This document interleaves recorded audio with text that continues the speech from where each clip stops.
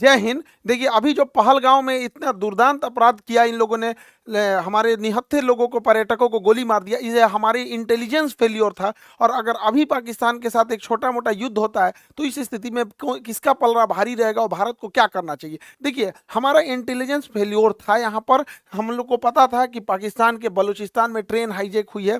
पाकिस्तान इसका ध्यान भटकाने के लिए, अपने फेल्योर को छुपाने के लिए कुछ ना कुछ चीज़ों को करेगा, फिर भी हम लोग ने इसे इग्नोर किया। हालिया में रावलपिंडी में जो इसने बयान दिया था आसिम मुनीर की, हम अलग हैं, हम दुनिया को बताएंगे कि हम मुस्लिम बाकियों से अलग हैं, ये बात हकीकत है कि हम इंडियन मुसलमानों से तुम्हारा कोई तुलना ही नहीं है, क्योंकि शेर और सुअर में कोई तुलना नहीं होता है। इसके अलावा टेरिफ वार भी चल रहा था, इसे भी हमारी इंटेलिजेंस एजेंसियों ने उतना ध्यान से नहीं दिया। हालांकि लास्ट मोमेंट पर इंटेलिजेंस ने कहा था कि अप्रैल के दूसरे सप्ताह में हमला हो सकता है।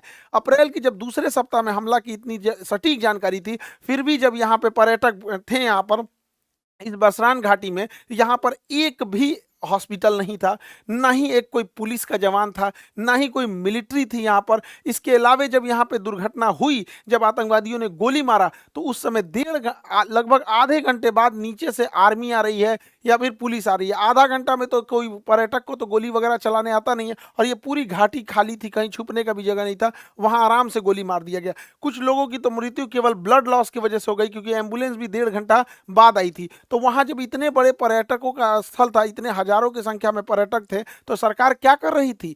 आखिर इतना इंटेलिजेंस मिलने के बाद भी अगर ये आपका भी फेल्योर है, तो सरकार कितने लोगों को सस्पेंड की? हालांकि गवर्नमेंट कई बार क्या होता है, ऐसे लोगों में सस्पेंड नहीं करती, क्योंकि गवर्नमेंट का गलती उजागर हो जाती है। लेकिन आपका गलती उजागर ना हो, इसके लिए आप किसी को सस्पेंड नहीं कीजिएगा, तो आगे फिर ऐसी घटनाएं होंगी यहाँ पर, और इस घटनाओं को ये सब फिर से दोहराएंगे सब। देखिए, इसमें करना क्या चाहिए, बिना लोकल के सपोर्ट किए नहीं हुआ होगा। तो जो लोकल इनके स्पाई के रूप में काम कर रहे थे, उन्हें सेना जो है पब्लिकली सजा दे, सबके सामने जितनी कठोर सजा हो सकती है उतनी कठोर सजा दो। लेकिन वैसे कश्मीरी जिन्होंने पूरे तन मन से भारत के लिए अपना जान तक इन्होंने निछावर कर दिया, ऐसे कश्मीरी का रिस्पेक्ट होना चाहिए। चाहे वो कोई भी कश्मीरी भाई हो, चाहे वो नजाकत अली हो जो टूरिस्ट गाइड का काम कर रहे थे, लगभग 11 लोगों को बचाएं, चाहे वो माजिद खान ड्राइवर हैं जिन्होंने लगभग 6 लोगों को बचाया, चाहे सैयद हुसैन आबिद हो जो लड़ते लड़ते शहीद हो गए, आतंकवादियों से M4 राइफल छीन लिए, ऐसे लोगों का भी सम्मान होना चाहिए। हालांकि मीडिया में ये सब चीज़ों को दब गए हैं, क्योंकि जब ये दिखाएंगे तो पाकिस्तानियों का भी मनोबल टूटेगा।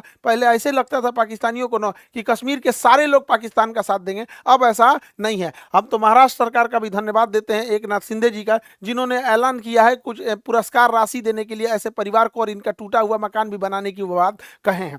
देखिए, इस बार का मामला थोड़ा अलग था। जब ये हमला हो रहा था, तो इससे काफ़ी दूर श्रीनगर है, इससे काफ़ी दूर श्रीनगर। श्रीनगर का लाल चौक का एरिया हमेशा चहल पहल रहता है, लेकिन वो एक हफ्ते तक श्रीनगर की सड़क शटर डाउन रहा, ये दिखाने के लिए कि ये लोग इस घटना में शहीद हुए लोगों की श्रद्धांजलि दे रहे हैं। और जमा मस्जिद के इमाम ने भी पूरे खुल के मंच से भी कहा था कि इस तरह की किसी भी घटना को पाकिस्तान अगर अंजाम देता है तो इस सब चीज़ों को कभी एक्सेप्ट नहीं किया जाएगा। तो इस बार भारत में इस चीज़ों को एकता देखने को मिली है। लेकिन जो लोग इसमें शहीद हुए हैं, चाहे वो पर्यटक हैं, चाहे जो वहाँ के लोकल लोग हैं, उनको भी गवर्नमेंट को सोचना पड़ेगा। तो इनको भी कश्मीर के एरिया में कुछ बागान होंगे, जैसे ड्राई फ्रूट के बागान हो सकते हैं, केसर के हो सकते हैं, या फिर सेब के हो सकते हैं, तो गवर्नमेंट इन्हें अलॉट कर सकती है, या गवर्नमेंट इन्हें पुरस्कार दे सकती है, जिससे कि बाकी के लोग प्रेरित हो गए। कोई DM SP क्यों बनना चाहता है? क्योंकि देखता है कि समाज में उसकी इज्जत है। तो ऐसे लोग जो इस तरह से, जो पहाड़ पे चला नहीं जाता है, अपने पीठ पे लेकर बच्चे को लेकर भागे हैं लोग, ऐसे लोग को जब हम समाज में पुरस्कृत देंगे तो बाकी लोगों को भी प्रेरणा मिलेगी, लोग पत्थर चलाना छोड़ के ऐसे कामों में आएंगे। सरकार को इसमें भी ध्यान देना चाहिए। और जो ये बहन को सोचिए क्या बीत रहा होगा, ऐसे शहीद हो गए जो यहाँ पर, इन लोगों को कश्मीर में ये घूमने आए थे पर्यटक बनकर, लेकिन यहाँ पर इन लोगों को एक एरिया सरकार को अलॉट कर देना चाहिए कि ये उन्हीं लोग के लिए एरिया अलॉट रहेगा। जो लोग यहाँ पे शहीद हुए उनके परिवार के लिए ये एरिया अलॉट कर दिया जाएगा। और हर साल 22 अप्रैल को हर साल बड़ी संख्या में पर्यटक फिर उसी जगह पर जाएं, और उसी घाटी पे जहां पे आतंकवादियों ने गोली चलाया था, वहां हम लोग दोबारा खड़े होकर लाखों की संख्या में तिरंगा झंडा लेकर भारत माता की गान गाएं और अपना राष्ट्र गान गाएं, और ये दिखा सके आतंकवादियों को कि तुम्हारे गोलियों से हम डरने वाले नहीं हैं, हमारे हौसले अभी भी बुलंद है, तुम्हारे कायराना हरकत से हम नहीं है, औकात है तो हमारी इंडियन आर्मी से लड़ लो यहाँ पर। अब हम लोग को समझना पड़ेगा कि ये आतंकवादी सब चाहते क्या है, ये आतंकवादी क्या चाहते हैं। देखिए, ये आतंकवादी अगर चाहता तो इनको गोली मार दिया, इनकी वाइफ को भी मार सकता था, लेकिन नहीं मारा। कहा कहा कि मतलब पूछा कि हिंदू हो कि मुस्लिम हो, धर्म पूछ के मारा। ये जानता था कि ये बात जब समाज में जाएगी तो ये इन आतंकवादियों का मकसद है कि भारत को इंटरनल तोड़ दिया जाए। देखिए एक्सटर्नल लड़ाइयाँ हम लड़ सकते हैं, इंटरनल टूट जाएंगे तो बड़ा मुश्किल हो जाता है। तो जानबूझ के गोली मार दिया और इन्हें छोड़ दिया ताकि समाज में ये बात फैले, ताकि एक दूसरे से नफरत बहुत ज्यादा फैले। लेकिन उसी समाज में ये नहीं जान रहा था, जैसे आबिद जैसे लोग भी थे, उसी समाज में नजाकत अली जैसे लोग भी थे जिन्होंने इन पर्यटकों को निकालने का काम किया। और इतनी बड़ी घटना में जहां पर मेजॉरिटी कम्युनिटी हिंदू है भारत में, और पूछ कर कि तुम हिंदू हो कि नहीं, और गोली मारा गया, फिर भी इस समाज में, इस देश में एक भी दंगा होने नहीं दिया गया। जो बताता है कि हमारा समाज, हमारी संस्कृति, हमारे भारत और सनातन संस्कृति में जो ये जो चीजें हैं, इतना इन सबों की तरह नफरती ये जो आतंकवादी बन रहे हैं सब, इन सबको तो वर्दी पहनने का भी अधिकार नहीं है। इन लोगों को बताइए धर्म जाति पूछ के कौन हत्या करता है किसी का? तो ये यही चाहता है कि हम लोग इंटरनल डिस्प्यूट में फंस जाए। दूसरा क्या चाहता है? कोई ना कोई तो इसका मकसद होगा। दूसरा ये चाहता है कश्मीर से पर्यटक हट जाए, इसीलिए ताकि कश्मीर में बेरोजगारी बढ़ जाए, महंगाई बढ़ जाए, तो युवाओं को अपनी ओर ये खींच सकता है। लेकिन हम लोगों को आगे प्रयास करना पड़ेगा और सरकार को भी, ताकि पर्यटन में कभी भी कमी आने नहीं दिया जाए। क्योंकि कश्मीर में जब से पर्यटन बढ़ा है, 370 हटा है, तो जो कश्मीरी को ये लोग 10,000 12,000 दे के पत्थर चलवाते थे, आज वो कश्मीरी पर्यटक में कोई नाव ले जा रहा है, कोई गाइड बना हुआ है, कोई घोड़े से किसी को घुमा रहा है, कोई अपना वहाँ दुकान चला रहा है। ऐसे करके कोई भी कश्मीरी छोटा मोटा बिजनेस करके 25-30 हज़ार रुपया अपने कमा रहे हैं। धीरे धीरे जब वो सेटल्ड हो जाएंगे तो अपना घर बनाएंगे, अपने बच्चों को पढ़ाएंगे, अपने लिए कुछ गाड़ी घोड़ा खरीदेंगे, फिर उनकी लाइफ होगी। तो वो कश्मीरियों को समझ में आएगा कि पाकिस्तानी उनका ब्रेन वॉश करते हैं, फिर उनको लगने लगेगा कि नहीं, हमको ये सब आतंकवादी पत्थर नहीं चलाना है, हमारा हंसता खेलता परिवार है। तो भारतीय सेना, भारत सरकार और 370 हटने के बाद बड़ी मेहनत से हम लोग गए। आज कश्मीरियों में पत्थर चलाने वाला इन चोटों को मिल नहीं रहे हैं सब, क्योंकि वो पर्यटन में एक दूसरे से घुले मुले हुए हैं सब। तो ये हम लोगों की भी जिम्मेदारी बनती है कि कहीं ऐसा ना हो कि इमोशन में आके, गुस्से में आके हम लोग इन आतंकवादियों के ट्रैप में फंस जाए। इस ट्रैप में हम लोग को नहीं फंसना है। अब जैसे सिंधु जल समझौता 1960 में था, इसके तहत क्या था, इन यानी सिंधु, झेलम, चिनाब, इन नदियों का पानी का अधिकार मिल गया था पाकिस्तान को, और सतलज, ब्यास, रावी, इसके पानी का अधिकार मिला था इंडिया को। वो भी हम लोग इसका पूरा यूज नहीं कर सकते, लेकिन भारत ने इनमें बहुत सारे डैम बना दिए। सलाल डैम, बेलगिहार, दुलहस्ती, किशनगंगा परियोजना, कई सारे डैम बना दिया। अब इसमें इतनी भयानक घटना हुई थी, इसलिए भारत सरकार ने इन डैम के पानियों को रोक। हालांकि हमारे पास अभी फिलहाल पूरा इंफ्रास्ट्रक्चर नहीं है कि पानियों को ज्यादा देर तक होल्ड कर सके, लेकिन अभी क्या है कि 2 महीने बाद धान बोने की टाइम आएगा, और जब हम धान बोते हैं तो धान में ज्यादा पानी चाहिए, उस समय बांध की पानी रोक दें और जो धान की फसल है ये नष्ट हो जाए, धान की फसल नष्ट हो जाए, क्योंकि पानी नहीं मिलेगा तो धान की फसल बर्बाद हो जाएगी। और उस पानी को रोके रखें, और जब ये पानी जाएगा, ठंडी का दिन आएगा, अक्टूबर नवंबर आएगा, तो गेहूं बोने का टाइम आता है, गेहूं को ज्यादा पानी देंगे तब नष्ट हो जाएगा, तो उस समय पनिया छोड़ दे, धान को सुखा के मुआ दे, गेहूं को भिगा के खत्म कर दे। इन भिकमंगों को जब आटा खरीदेगा 600 रुपये किलो, तब समझ में आएगा कैसे तड़पा तड़पा के। देखिए हमारे मासूम जनता, मासूम लोगों को गोली मारे हैं सब, जो पर्यटक थे इन्होंने कोई गलती नहीं किया तो उन्हें मारे थे सब यहाँ पर। इसलिए हम लोगों का भी ये कर्तव्य बनता है कि सूद समेत उनको लौटा दिया जाए। बच्चा बच्चा पूछे कि अब्बा, पापा, मम्मी, आटा इतना महंगा क्यों हो गया, तब समझ जाएगा कि पानी रोक दिया है भारत वहां पर। ये करना चाहिए। और यहाँ पर बांध का इंफ्रास्ट्रक्चर बना के इन बांध को रेगिस्तान में, राजस्थान के थार मरुस्थल में इंदिरा गांधी के पैरेलल कई नहरें बना के रेगिस्तानी एरिया में भर देना चाहिए। यहाँ के रेगिस्तान में रहने वाले लोगों को पानी की बहुत किल्लत होती है, तो हम ये पानी अपने दुश्मन देश को क्यों दे जब हमारे पास इंफ्रास्ट्रक्चर यहाँ, हालांकि हमारे पास अभी इतना इंफ्रास्ट्रक्चर नहीं है, लेकिन ये लॉन्ग टाइम है, रेगिस्तान में हम लोग को इन पानियों को भेज देना चाहिए। और जो भी पानी जो यहाँ पाकिस्तान जा रहा है उसको जब हम इधर डाइवर्ट करेंगे तो इस एरिया में, पंजाब और राजस्थान की इस एरिया में जो कागज उद्योग है, लुगदी उद्योग है, कार्टून बनता है, कागज बनता है, ये सब में सबसे ज्यादा पानी की खपत होती है। 2014 यूपीएससी में क्वेश्चन पूछा था कि सबसे ज्यादा पानी की खपत किसमें होती है, कागज एवं लुगदी उद्योग, ऑप्शन बी पे लिखा हुआ था। तो इस एरिया में कागज वगैरह का उद्योग डालना चाहिए जिसमें पानी की हैवी खपत है, वैसे एरिया में नहीं डालना चाहिए जहाँ पानी कम है। हालांकि यहाँ पर हम लोग उतना इंफ्रास्ट्रक्चर नहीं बना है, वरना इन पानियों को हम लोग दिल्ली की ओर भी मोड़ सकते हैं। वो मोड़ने के लिए जो सिस्टम आता है उसे एक्वाडक्ट कहते हैं। ये देखिए देखिए ये एक्वाडक्ट है, ये एक्वाडक्ट के रास्ते हम पानी को मोड़ सकते हैं, और एक्वाडक्ट के रास्ते अगर हम दिल्ली यमुना में ले आ दें और यमुना में तेज गति से छोड़ दें तो यमुना नदी में जो गंदगी की समस्या है वो तेज बहाव के कारण बह जाएगा, और आगे एक लोहे की जाली लगा दे जिससे कि जो प्लास्टिक है, कूड़े करकट है, उसे हम रोका जा सकता है, और पूरा का पूरा पानी साफ हो जाएगा। यमुना साफ के लिए देख रहे थे, यमुना साफ करने के लिए जोड़ देंगे नदियों को तो यमुना आराम से साफ हो जाएगी, बहाव के साथ आगे बढ़ जाएगी यमुना नदी। पाकिस्तानी सेना सोचती है कि छोटा मोटा एयर स्ट्राइक टाइप की कोई घटना हो जाए जिससे कि पाकिस्तानी सेना का जो जनरल है आसिम मुनीर वो अपने आप को रेलेवेंट दिखा सके कि हमारी कितनी जरूरत है, वो पाकिस्तान को कितना बचा के रखा है। लेकिन भारत को यहाँ इजराइल जैसे सोचने की जरूरत है, यदि एक भी हमला हो तो बड़ा सटीक हो, पाकिस्तान की कमर तोड़ दिया जाए। पाकिस्तान में जो बिजली घर है, भारत यहाँ से जब हमला करे तो इसके बिजली घर को उड़ा दे जिससे कि बिजली ही ना बन पाए, और जो ग्रिड होता है, ग्रिड जहाँ से बिजली डिस्ट्रीब्यूट होती है, ग्रिड उड़ा दे। अगर बिजली घर और ग्रिड उड़ गया, अगर 10 मिसाइल ग्रिड पे मारो, 10 मिसाइल मार देना यहाँ पे बिजली घर पे, पूरे पाकिस्तान में ब्लैकआउट हो जाएगा, सोचने समझने के टाइम ही नहीं मिलेगा। और इस गर्मी के टाइम पे अगर ब्लैकआउट हुआ यानी पूरी बिजली खत्म हो गई तो सारे स्कूल बंद हो जाएंगे, कॉलेज बंद हो जाएंगे, railway station, airport, industry, factory, company, दुकान, सारी चीजें ठप हो जाएंगी। उसके बाद जो इसकी ऑयल रिफाइनरी, ऑयल डिपो है, ऑयल डिपो जो है, ऑयल रिफाइनरी है, इसको उड़ा देने के बाद फ्यूल खत्म। जब फ्यूल खत्म हो गया तो ना स्कूटी चलेगा, बाइक, कार, टेम्पू, मोटरसाइकिल, कुछ भी आगे नहीं बढ़ पाएगा। ट्रांसपोर्टेशन को ही रोकना जरूरी होता है। जितने भी बड़े पुल होते हैं, जितने बड़े मेजर पुल हैं, इन पुल को अगर गिरा दिया जाए तो पुल को गिरा देने की वजह से ट्रेन भी नहीं चल पाएगी यहाँ से, और ना ही कोई बड़ी गाड़ियाँ जा पाएंगी। हालांकि ट्रेन को रोकने के लिए सबसे ज़्यादा होता है जो बड़े जंक्शन होते हैं, उनके जंक्शन पॉइंट पे अगर बम्बार्डमेंट कर दिया जाता है तो ट्रेन का आवाजाही बंद हो जाता है। तो भारत सरकार को स्ट्रेटेजिकली हमला करना पड़ेगा और नीचे से नौसेना का ब्लॉकेज लगा देना है और ऊपर से धो देना है, ताकि अगर 2 दिन के लिए भी सर्जिकल स्ट्राइक होता है तो इसका बहुत लंबा इंपैक्ट पाकिस्तानी अर्थव्यवस्था में दिखना चाहिए कि अगले 10 साल तक पाकिस्तान उसकी भरपाई ही करते रह जाए। देखिए, कश्मीर से ही ज्यादा घुसपैठ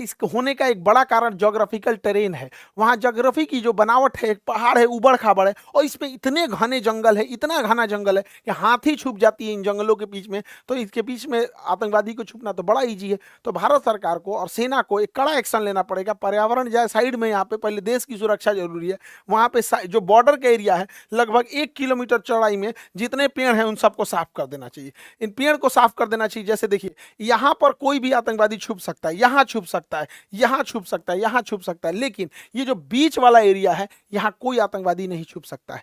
तो ऐसे जो एरिया है बॉर्डर से सट के लगभग 1 से 2 किलोमीटर की चौड़ाई में पूरा साफ कर देना चाहिए जंगल। लेकिन दिक्कत ये है कि अगर साफ कर देंगे तो कोई भी आएगा तो दिख जाएगा, तो ये तो ठीक है, लेकिन दोबारा जंगल उग जाएंगे। तो ऐसे क्या किया जाता है, एक सीमेंट ब्लैंकेट आता है, सीमेंट का कंबल होता है, उसको बिछा दिया जाता है, उसके ऊपर पानी का फुहारा मार दिया जाता है। तो बरसात से पहले बिछा दे, पानी का फुहारा मारेंगे, सट जाएगा, जमीन पकड़ लेगा, फिर उसके ऊपर कोई चीज नहीं उगेगा। तो 1.5-2 किलोमीटर खाली हो गया, कोई आए दंदना दो यहाँ पर। लेकिन ये क्या करेंगे सर, फिर सुरंग खोद के अंदर से आएंगे सर, थोड़ा पैसा लगेगा। एक ड्रेजिंग मशीन आती है, जितना गहरा खोदना है उतना गहरा ये खोद सकती है, ये खोदते हुए आगे बढ़ती है। तो ऐसे क्या है कि जहां तक, क्योंकि सुरंग खोदेंगे सब, मिट्टी से खोद सकते हैं सब, तो बॉर्डर के पास इन ड्रेजर मशीनों को लगा के पूरी ड्रिलिंग कर दे और उसमें सीमेंट, रीइंफोर्समेंट सीमेंट छत डाल के और ढलैया करते हुए चले जाए। यहाँ पर अडानी के पास तो सीमेंट की कमी है ही नहीं है, सरकार उससे लेके और डाल दे यहाँ से वहां तक, पूरा अंदर अंदर दीवार टाइप का, क्योंकि नीचे से सुरंग में भी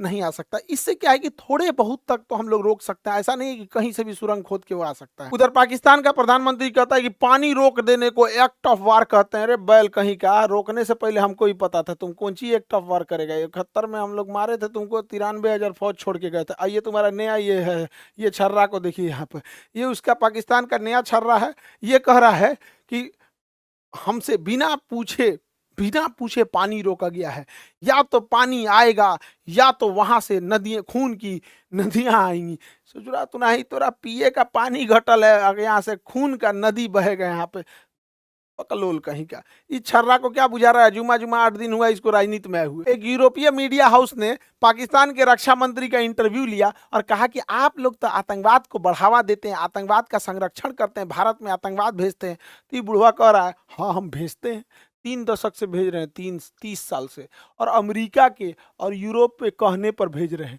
ये बेचारी अंग्रेज पत्रकार थी, रे बकलोलिया, इसका तो मोए मोए हो गया। पूरा थुथुरे लटक गया इसका। ये सोची थी कि हम पाकिस्तान की बेइज्जती करेंगे, इसी का बेइज्जती कर दिया। वो इन बैलों, ये बुढ़वा के भरोसे मत रहना, ये डूबते जहाज है सब, कई आदमी को लेके डूबेंगे सब। बेचारी के चेहरे उतर गया यहाँ पे। ये क्या कह रहा है कि हम भारत पर परमाणु बम मार देंगे।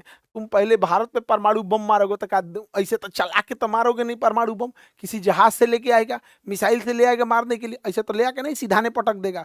तो हमारे पास S-400 है।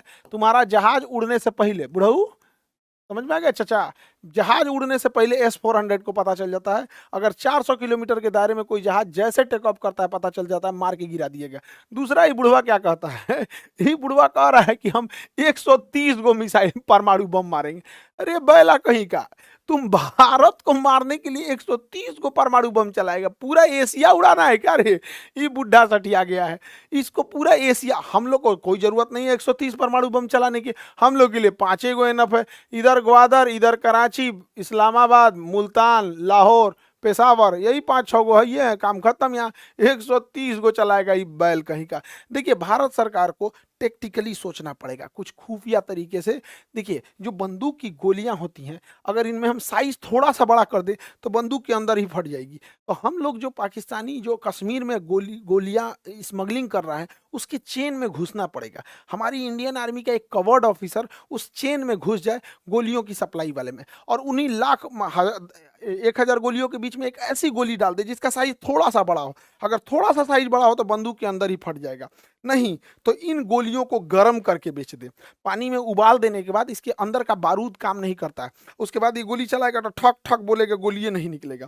तो धीरे धीरे धीरे धीरे कैसे नकली नोट मार्केट में आ जाता है तो पता नहीं चलता है। उसी तरह नकली गोलियां पहुंचा देना है, जो साइज में बड़ी हो तो बंदूक फाड़ देगी, नहीं तो उबला हुआ रहेगा। पानी में उबाल देंगे, उसके बाद सुखा देंगे तो पता कौन चीज चलेगा कि अंदर का बारूद काम नहीं कर रहा है। 1,000 के बीच में से 100 गो गोली ऐसे ना निकाल दे तो ये हो जाएगा। लेकिन हम तो कहते हैं सरकार से कि एक छोटे साइज का नैनो चिप बनाइए, माइक्रो चिप बनाइए, जो जीपीएस सिग्नल दे सके, जीपीएस सिग्नल दे सके, और इन बंदूक के पीछे बट में या कहीं पे भी उसको इंस्टॉल कर दे। उस जीपीएस सिग्नल देने वाले को जहां भी इंजीनियर देखे, सब कोई सुटेबल जगह, उसके जगह पे उसको इंस्टॉल कर दे, और स्मगलर के थ्रू, अपने ही स्पाई खुफिया एजेंसी के थ्रू उन आतंकवादियों में बंटवा दे राइफल। अब ये ससुरा राइफलवा में जीपीएस लगल है, अभी जहां जहां आतंकवादी जाएगा सब ना, वो जीपीएस ट्रैक करते रहेगा।